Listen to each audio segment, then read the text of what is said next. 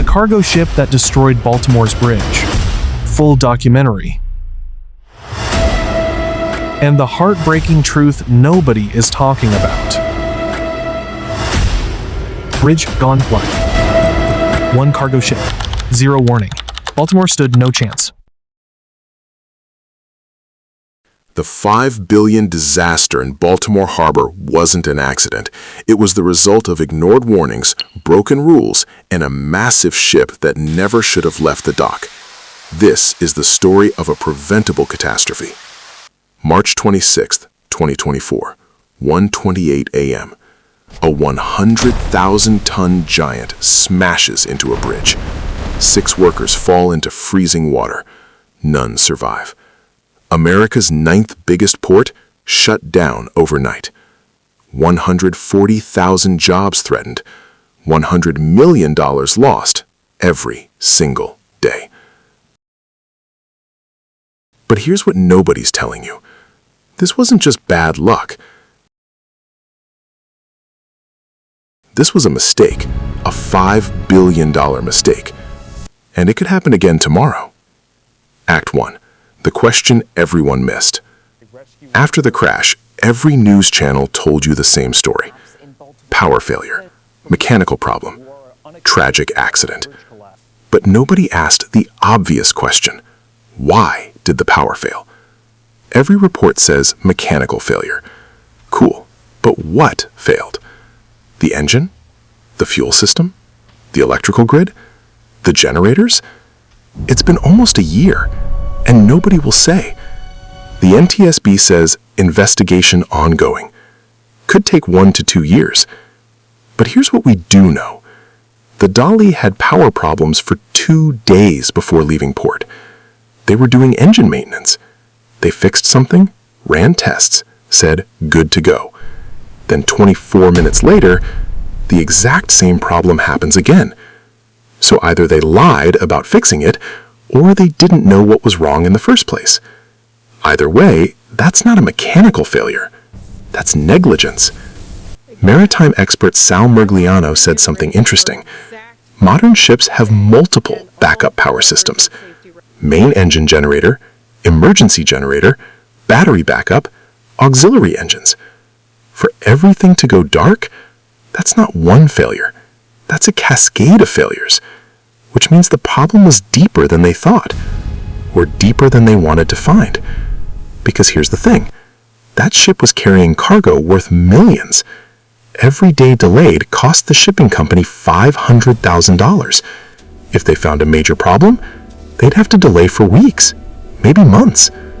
So they fixed what they could see, hoped for the best, and sent a broken ship into one of the most dangerous shipping lanes in America. Act 2. The defense. Now, here's what the shipping company will say in court. And they have a point. The crew did everything right. And you know what? They kind of did. When power failed, they acted fast. 124, power fails. 125, emergency power attempts. 126, hard left rudder. 128, impact. 90 seconds. That's all they had. In 90 seconds, they attempted to restart power, radioed for help, turned the rudder hard left, dropped the anchor. That's textbook emergency response. The ship's pilot, a Maryland Baymaster with years of experience, he made every correct decision. But here's the counter-argument to that counter-argument. They shouldn't have left port in the first place. Someone signed off on that departure. Someone said, this ship is safe. Who was it?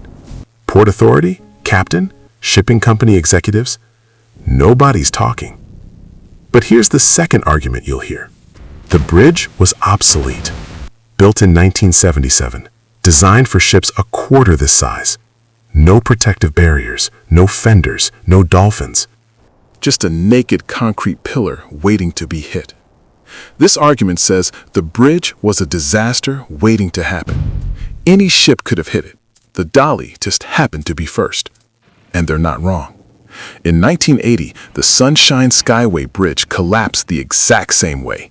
Ship hit pylon, bridge fell. 35 people died. After that, they changed the rules. All new bridges needed protection. But what about old bridges? 47,000 bridges in America are structurally deficient, including this one. So yes, the bridge was a problem. A 1977 bridge facing 2024 ships. But here's what that argument misses. Act 3, the real mistake, $5 billion decision. The Port of Baltimore knew this bridge was vulnerable. They knew ships were getting bigger. In 2015, they did a study. It said risk of catastrophic bridge collapse is increasing yearly. Their solution? Nothing. Well, not nothing. They inspected it regularly, painted it, fixed small cracks. But actual protection? Too expensive.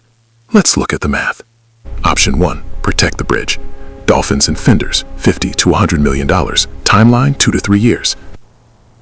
Bridge stays open during construction. Option 2, do nothing. Cost, 0. Risk, unknown. Guess which one they chose. But wait, it gets worse. Remember those mandatory tugboats I mentioned? In many ports worldwide, large ships must have tugboat escorts the whole way through.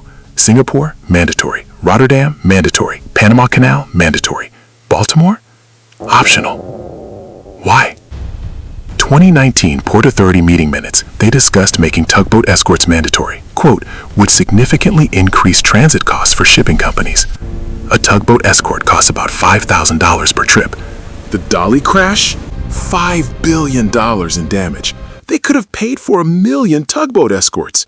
Instead, they saved $5,000 and paid $5 billion.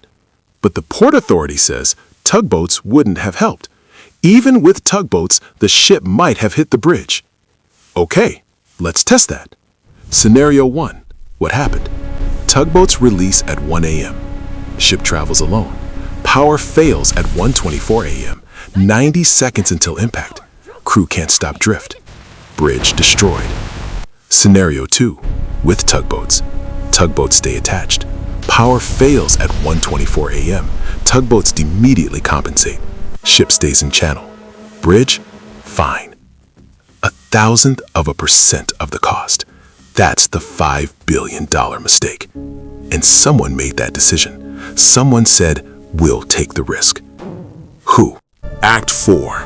The cover-up. After the crash, officials were quick to speak. Tragic accident. No one could have predicted this. Mechanical failure. Investigation ongoing.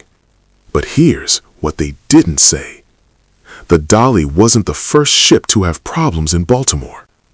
Between 2020 and 2024, there were 47 reported near-miss incidents in Baltimore Harbor. Ships losing power, ships drifting off course, ships requiring emergency tugboat assistance. 8 of those were near the Key Bridge. The Port Authority knew there was a problem. 2022 internal email from Port Safety Officer. Quote, we've been lucky so far. Eventually, our luck will run out. 2 years later, their luck ran out. But here's the really messed up part. The Dali was insured for $3 billion. The shipping company, Grace Ocean Private Ltd., immediately filed for limitation of liability. This is a maritime law from 1851. Yeah, 1851. Back when ships were made of wood, it says ship owners can limit their liability to the value of the ship after the accident. After the crash, the Dali was worth about $50 million. Damage caused, $5 billion. Insurance, $3 billion. Liability limit, $50 million. Who pays the rest? So who pays the other $2 billion? You do. The shipping company gets to walk away. They broke your bridge, killed 6 people, destroyed 140,000 jobs, and they'll pay almost nothing. Their lawyers are currently arguing. This was an act of God. An act of God. A ship with known power problems, a bridge with no protection, a port that chose profit over safety. That's not God. That's greed. Act 5. Why it'll happen again. Here's the scary part. Baltimore isn't unique. New York, Seattle, New Orleans, San Francisco, Houston, all have major bridges over shipping channels, all built to old standards, all facing bigger ships. Ships have tripled in size since 2000, but the bridges haven't changed. It would cost $2 to $5 billion to protect the 150 most vulnerable bridges in America. One Baltimore disaster costs $5 billion. So we're betting that it won't happen again. We're playing Russian roulette with infrastructure, and eventually, one of these will be next. Maybe New York, maybe Seattle, maybe your city. Because we've learned nothing. Right now, as I'm recording this, ships with maintenance issues are being cleared to sail. Bridges built 50 years ago are being crossed by ships 3 times the size they were designed for. Port authorities are choosing cheap over safe, because prevention costs money now, and disasters cost money later, and later isn't their problem. Conclusion. The Francis Scott Key Bridge didn't collapse because of bad luck. It collapsed because of bad choices. A shipping company that prioritized schedule over safety. A port that prioritized profit over protection. A government that prioritized cheap over smart. Every person who could have stopped this chose not to. They saved $5,000 on a tugboat, and it cost $5 billion. And 6 lives. 6 people who went to work that night and never came home because someone decided their lives were worth less than $5,000. That's the real $5 billion mistake, not the crash. The decision to let it happen. What exactly failed on the ship? Who approved the departure? Why weren't tugboats mandatory? Who ignored the 2015 warning? And until someone answers these questions, it will happen again.